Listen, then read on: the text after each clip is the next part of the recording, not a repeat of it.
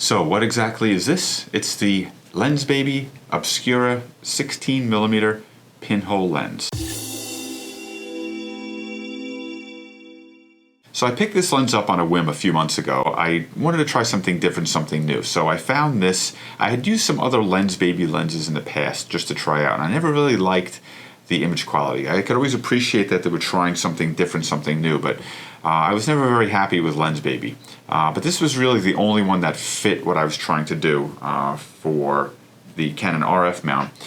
It's a pinhole lens. Basically what a pinhole lens is, it takes you all the way back to basically to the invention of cameras.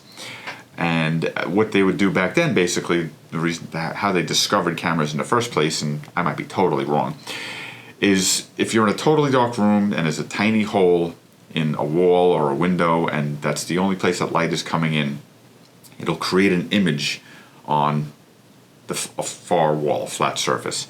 And that's kind of how people came to realize that something like this might be possible. They started using different chemicals, different things to put on that wall where the light was hitting, and it would actually capture the image on there, and everything kind of evolved from there. So I was curious to see what I could do, what kind of fun I could have playing around with something that was so basic to photography. The very basic beginnings of photography are in pinholes. So there's cameras that are dedicated just for pinholes. I wanted to find a lens that I could use with the Canon RF. So I found this in the RF mount. It comes in all different mounts, and I'll put a link to it in the description down below, or you can check it out on Amazon. But I wanted to try it out. So this fit the mold. I got it, I used it, and I don't love it. I wish that I did. What I was looking for was something unique, something kind of meaty, something like if you ever find an old lens or have an old lens that you just never get rid of. It's not the sharpest. It doesn't focus as fast as the new modern lenses.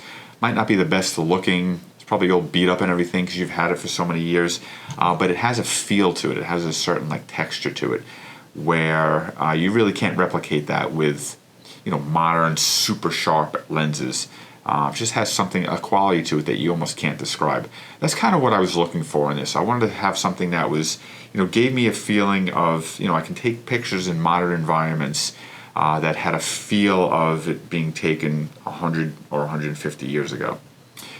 It didn't really do that for me. Basically, what it was giving me was basically just bad images, just blurry, grainy images of stuff that I was getting really nice images of before.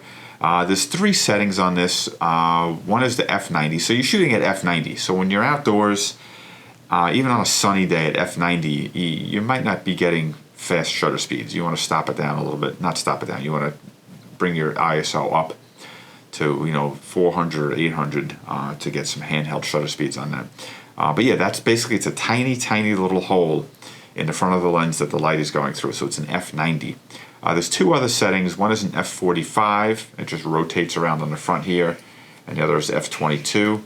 I don't know what the purpose of those is whatsoever. I took a couple of shots with them, and they basically just give you a weird, blurry thing. I don't know what the practical use of those settings is. So, but at f90, basically all you're getting is a super tiny opening in a piece of glass.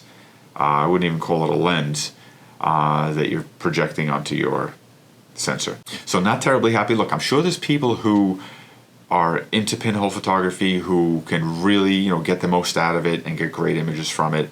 It didn't really pique my curiosity as I was using it to try to develop it more and get more into it.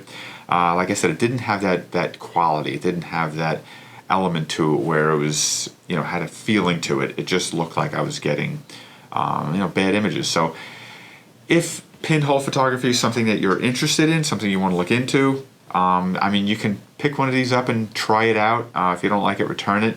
There's other options out there. There's other things you can get. Like I said, there are dedicated cameras to pinhole photography. There are antiques that you can get that work in this as well. Maybe it would be better if it was shot on film and not on a super high resolution digital sensor.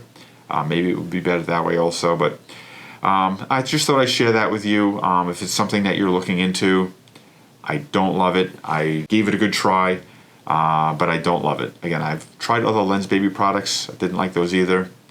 So maybe it's just what they're doing. There might be other pinhole lenses that are out there now. I know you can create your own just using a regular body cap from your camera. There's ways to create your own pinhole lens with that.